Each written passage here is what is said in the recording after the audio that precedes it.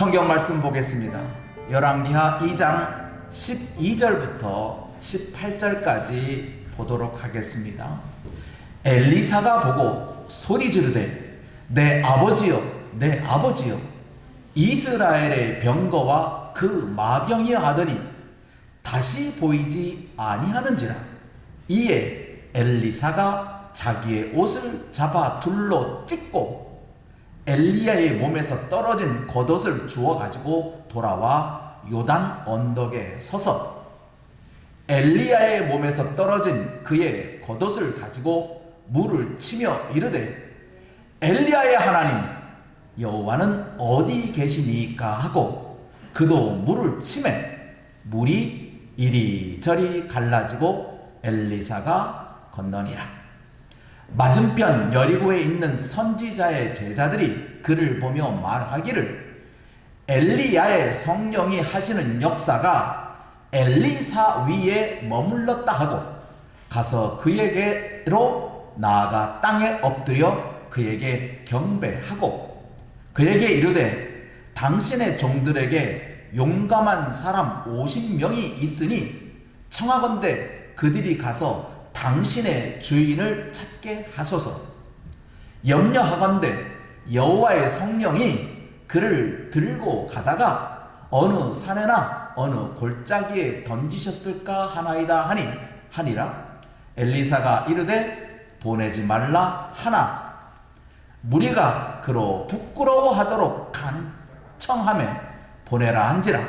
그들이 50명을 보냈더니 사흘 동안 찾되 발견하지 못하고 엘리사가 여리고에 머무는 중에 무리가 그에게 돌아오니 엘리사가 그들에게 이르되 내가 가지 말라고 너희에게 이르지 아니하였느냐 하였더라.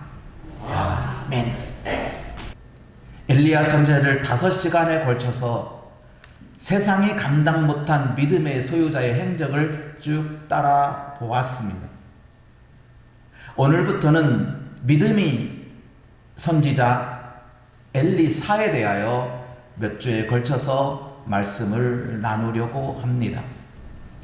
우리가 알다시피 엘리야의 뒤를 이어서 엘리사가 선지자가 되는 과정을 잠깐 언급해 드렸습니다. 엘리사는 농부입니다. 밭을 갈고 있었던 엘리사를 찾아와서 엘리야가 그에게 겉옷을 던져 입히고 나를 따르라 했더니 엘리사가 엘리야를 따랐습니다. 성경은 그 장면을 이렇게 언급하고 있습니다. 엘리야가 거기서 떠나 사르밧의 아들 엘리사를 만나니 그가 12결의 소를 앞세우고 밭을 가는데 자기는 12째 결의 소와 함께 있더라. 엘리야가 그리로 건너가서 겉옷을 그의 위에 던졌더니 20절 시작. 그가 소를 버렸다. 여기 그는 누구죠? 바로 엘리사입니다. 아니 밭을 갈고 있는데 낯선 사람이 자기한테 겉옷을 던져 입히고 났는데 밭을 갈던 사람이 소를 버리고 엘리야를 따라간다? 이게 가능한 일입니까? 이건 사람의 사는 일들 가운데 이런 일은 있을 수가 없어요. 여러분도 한번 상상해 보세요. 자기를 잘 알고 있는 사람이 찾아와서 야 좀 밭을 갈고 있는 사람한테 찾아와서 야 여기 좀 밭 가는 거 잠깐 중단하고 나랑 함께 가자. 뭐 그러면 아는 사람이니까 따라갈 수 있다고 쳐요. 하나님께서 엘리야에게 명령하기를 너는 여리고로 가서 엘리사에게 기름을 부으라. 그리고 그에게 너를 이어서 선지자가 되게 하라 하신 이 명령뿐이에요. 엘리사는 엘리야를 따라갑니다. 그리고 나서 21절입니다. 같이 또 읽어보겠습니다. 엘리사가 그를 떠나 돌아가서 한 겨리소를 가져다가 잡고 소의 기구를 불살라 그 고기를 삶아 백성에게 주어 먹게 하고 일어나 엘리야를 따르며 수종 들더라. 이게 엘리사입니다. 아니, 밭을 갈고 있던 그 밭에 소를, 한 겨리소를 가져다가 잡았다 했으니까 2마리를 잡은 거예요. 그 자리에서 소 2마리를 잡고 또 소가 끌고 있던 그 기구를 불태워버렸어요. 그리고 엘리야를 따르며 뭐 했다고 그랬어요? 수종 든다. 수종 든다는 게 뭐죠? 엘리야의 손과 발이 된다는 거예요. 엘리사가 가는 발걸음에 함께 따라가고 엘리사가 뻗는 그 손이 곧 내 손이다. 수종이라고 하는 거죠. 그 뜻이. 엘리야의 발걸음과 엘리야의 손짓을 그대로 따라간다는 거예요.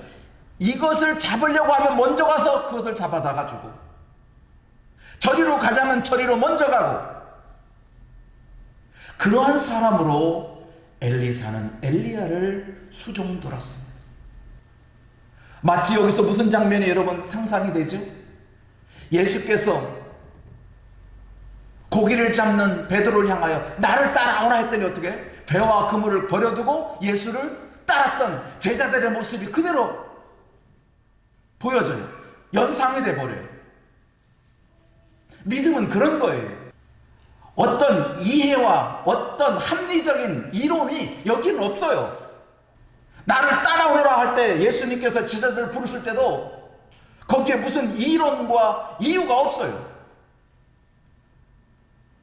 그 말씀 한마디로 배와 그물을 버려두고 예수를 따랐던 제자들처럼 엘리야의 외침에 대해서 엘리사는 거부하지 않고 바로 소를 잡아버리고 엘리야를 따라 수종 드는 자가 되어버렸습니다.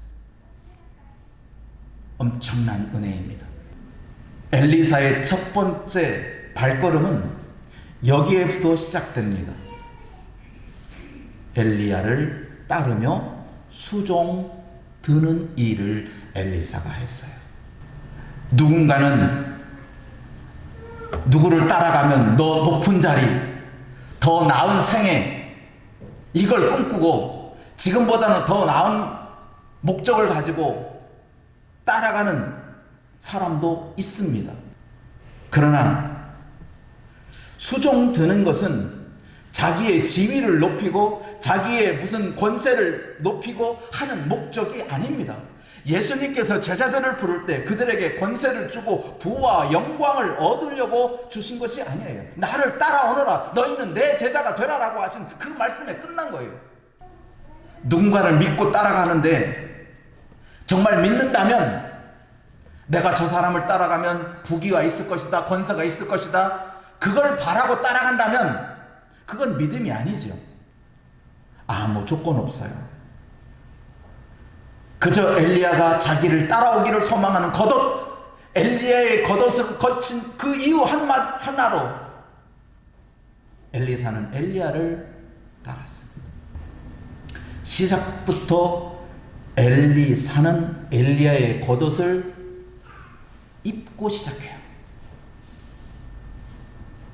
그래서 엘리사가 엘리야를 수종드는 일을 하게 됩니다. 엘리사는 엘리야의 수종드는 것을 길갈에서부터 베델과 여리고와 그리고 요단 건너편까지 엘리야가 너는 여기 머물라, 너는 여기 머물라 그렇게 권했는데도 엘리사는 하나님의 살아계심을 두고 맹세하노니 나는 당신을 절대로 떠나지 않겠다. 다짐해서 여리고 건너편, 요단 건너편까지 따라가게 됩니다. 거기서 무슨 일이 벌어지죠? 엘리야가 엘리사에게 한 가지 이야기를 합니다. 네가 여기까지 요단 건너편까지, 요단강 건너까지 나를 따라왔는데 내가 하늘로 올라가기 전에 내가 무엇인가 너에게 해줄 것이 있지 않냐, 네가 원하는 것이 무엇이냐 할 때 엘리사가 뭘 원했죠? 2배 곱을 달라고 했어요. 갑절을 달라고 그랬어요. 보세요. 당신의 성령이 하시는 역사가 갑절이나 내게 있게 하소서. 엘리사가 엘리야에게 당신의 성령이 하시는 역사 일, 당신이 지금까지 성령이 하시는 일들이 많았는데 나는 그 일보다 2곱 갑절이나 내가 그런 일을 할 수 있게 해달라고. 그 얘기를 들은 엘리야가 참 네가 나에게 참 어려운 일을 구한다. 내가 줄 수 없는 거야 그건. 그건 네가 앞으로 살아갈 일들에 대한 이야기지 내가 어떻게 해줄 수 있는 일이 아니다. 그런데 엘리야가 답을 줍니다. 뭐라고요? 내가 곧 엘리사가 내가 하늘로 올라가는 일을 뭐 하게 되면 보면 네가 지금 구하는 성령이 하시는 역사, 갑절의 역사가 이루어진다. 너는 그 일을 할 수 있을 거야. 어떻게 하면? 보기만 하면. 보는 것과 만지는 것, 갖는 것, 손에 잡히는 것 분명히 있어요. 여러분 열왕기하 2장에도 오늘도 보면 눈으로 보는 것은 만질 수도 없고 가질 수도 없는 거예요. 근데 보기만 하면 네가 구한 그 성령이 하시는 갑절의 역사가 내게 이루어질 것이다. 엘리사가 하늘로 올라가는 걸 봤어요? 못 봤어요? 봤어요. 봤으면 성령이 하시는 갑절의 역사가 엘리사에게 있을까요? 없을까요? 있어요. 왜? 봤으니까. 그게 약속이에요. 우리는 여기서 잘 생각해야 돼요. 오늘 장면에서 이상한 하나의 행동이 나옵니다. 무슨 행동이 나오냐? 엘리야가 회립바람을 타고 하늘로 올라가는 그 순간에 그 장면을 보고 엘리사가 자기의 겉옷을 둘로 찢어요. 아니 멀쩡한 겉옷을 왜 찢죠? 아니 도대체 왜 이 행동을 왜 하는 거야?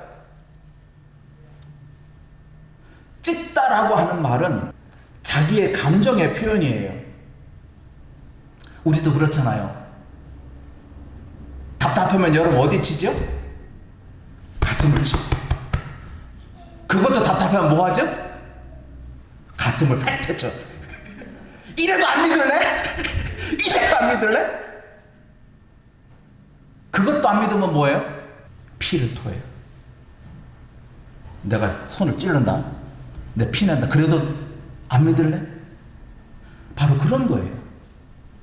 옷을 찢는다는 것은 그만큼 자기의 감정이 너무나 극도에 치달았다는 거예요. 엘리사의 겉옷은 찢겨졌고 엘리야가 회립바람을 타고 가다가 그 몸에서 떨어진 겉옷이 있어요. 겉옷을 엘리사가 취합니다. 줍습니다. 자기의 겉옷은 찢어버리고 엘리야의 몸에서 떨어진 겉옷을 주워다가 취합니다. 성경은 우리에게 옷을 찢지 말고 너희의 마음을 찢으라고 하셨어요. 마음을 읽을 줄 알라는 거예요. 여러분, 남편의 마음을 읽을 줄 아는 아내가 되고 아내의 마음을 읽을 줄 아는 남편이 되기를 소망합니다. 마음과 마음이 열려야 되는 거예요. 그게 하나 되는 거지 옷을 1000번, 10,000번 찢는다고 해서 하나가 되는 게 아니에요. 자기의 겉옷은 찢겨졌고 자기의 손에는 누구의 겉옷이 달려있어요? 엘리야. 하늘로 회립바람을 타고 하늘로 올라갔던 엘리야의 겉옷이 자기의 손에 잡혀 있습니다. 요단강을 건널 때는 엘리야와 엘리사가 함께 건넜지만 엘리야가 하늘로 올라가니 엘리사 혼자 남았어요. 요단강을 건너왔으니 요단강을 다시 건너가야 되잖아요. 그래야 살잖아요. 요단강을 건너면 죽어. 그러니까 요단강을 다시 건너와야 살아요. 요단강을 엘리야하고 건널 때 어떻게 건넜어요? 성경은 이렇게 말합니다. 8절에 보면 엘리야가 겉옷을 가지고 말아서 물을 쳤더니 물이 이리저리 갈라져서 두 사람이 어떻게 건넜어요? 마른 땅 위로 건너더라. 요단강이 이리저리 갈라지고 땅이 마른 땅이 되었다는 거예요. 그러니까 갈라진 것도 기적이지만 물이 흐르던 곳이니까 거기는 뻘이 될 수 있고 진흙탕이 될 수 있는데 물이 갈라지면서 그 뻘 같은 것이 진흙 같은 것이 마른 땅으로 말라졌다는 거예요. 아무 지장되는 일 없이 광야처럼 건너갔다는 거예요. 건너갈 때는 그렇게 엘리야의 겉옷을 가지고 말아서 물을 쳤어요. 기억하세요? 누가 쳤죠? 엘리야가 쳤어요. 엘리야의 겉옷이에요. 자기 혼자 남은 엘리사가 엘리야의 몸에서 떨어진 그 겉옷을 주워 가지고 요단 언덕에 서서 뭘 했는지 보세요. 14절 시작. 엘리야의 몸에서 떨어진 그 겉옷을 가지고 물을 치며 이르되 엘리야의 하나님 여호와는 어디 계시니까 하고 그도 물을 치매 물이 이리저리 갈라지고 엘리사가 건너니라. 할렐루야. 여기서 엘리사가 하는 행동과 건너올 때 엘리야가 하는 행동, 모습은 똑같은 행동을 했는데 말은 달라요. 물을 치면서 하는 말이 엘리야의 하나님 여호와는 어디 계십니까? 지금까지 엘리야의 하나님 여호와는 하나님이다. 엘리야의 하나님 여호와 이 단어가 나오기까지는 성경은 그 많은 역사를 뒷받침해요. 엘리야를 때부터 여호와는 하나님이다, 여호와는 하나님이다 라고 하는 것을 850명의 바알과 아세라 선자를 통해서 누가 하나님이냐 라고 할 때 여호와가 하나님이라고 하는 것을 증언했고 증명했습니다. 그러니 엘리사는 엘리야의 하나님 여호와, 하나님이 여호와인데 여호와가 하나님인데 그 하나님 어디 있느냐 지금 확인하는 거예요. 그랬더니 그 하나님이 어떻게 했다는 거예요? 물을 이리저리 갈라지게 해서 엘리사가 요단을 건너게 되었습니다. 그래서 산 거예요. 요단강을 건너면 죽는 것이고 요단강을 다시 건너면 사는 거예요. 죽었다가 다시 살아난 사람, 우리 가운데도 한 사람 있어요. 아니, 한 사람이 아니구나. 두 분이구나. 우리 차창훈님도 저기 갔다 다시 오셨고, 저기 홍원기 성대도 저기 갔다 왔고, 또 계신가? 저는 갈 뻔했고, 갔다 온 사람은 아니고 갈 뻔한 사람이고, 가서 끝나면 죽음이고 갔다가 돌아오면 다시 사는 거예요. 사람이 거듭나지 아니하면 하나님 나라에 갈 수 없다는 진리가 여기에서도 의미가 하는 거예요. 요단강을 한 번 건너면 죽음으로 끝나지만 요단강을 다시 건너면 사는 거예요. 사람이 거듭나는 이유가 여기에 있습니다. 사람이 거듭나지 아니하면 하나님 나라에 들어갈 수 없는 것입니다. 그러니까 육체로 난 사람은 육으로, 영으로 난 사람은 영이니 너희는 거듭나야 한다는 진리를 너희가 깨달으라는 거예요. 너희가 우리가 살아갈 때 육체로만 사는 사람, 땅만 쳐다보고 사는 사람, 그 사람은 요단강을 건너는 걸로 끝나요. 하지만 하늘을 쳐다보고 영으로 살아가는 사람은 땅이 목적지가 아니라 하늘의 목적지이니 내가 죽어도 다시 사는 일들이 벌어지는 거예요. 그게 거듭난 사람의 행동이에요. 여기서 우리가 귀담아 또 생각할 일이 있습니다. 그러면 엘리야의 겉옷이 능력 있는 것처럼 여러분 착각하면 안 돼요. 그러면 엘리사가 엘리야의 겉옷을 안 갖고 있었다면 요단강이 이리저리 갈라지는 일은 없었을까? 분명히 엘리야를 통해서 엘리야에게 너가 구하는 갑절의 역사가 어떻게 하면 이루어진다 그랬어요? 보명이지. 네가 내 겉옷을 취하면 너는 갑절의 능력을 받는다 아니에요. 이미 보는 것으로 어떻게 됐어요? 갑절의 능력이 그에게 있는 거예요. 손에 겉옷을 취했다고 갑절이 아니에요.